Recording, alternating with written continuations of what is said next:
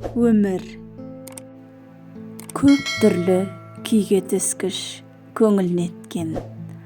Тағдыр бізді сан түрлі өмірлеткен.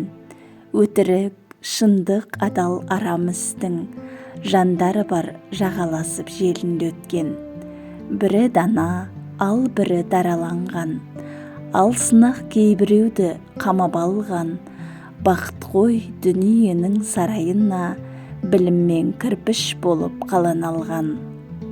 Өмірде көсемде бар, шешенде бар. Ес біліп етек жимас есерде бар. Ақыл білім жолымен жүргендердің жолында түрлі сынақ кеселде бар. Ақын боп кейбір жандар жыр жалғаған. Батыр боп кейбіреуі ел қорғаған. Сөйтсе де бұл өмірде бұлардың да қызығы, қиындығы тең болмаған. Достығы, қастығы да қатар болған. Бұл өмір сабылған бір сапары болған.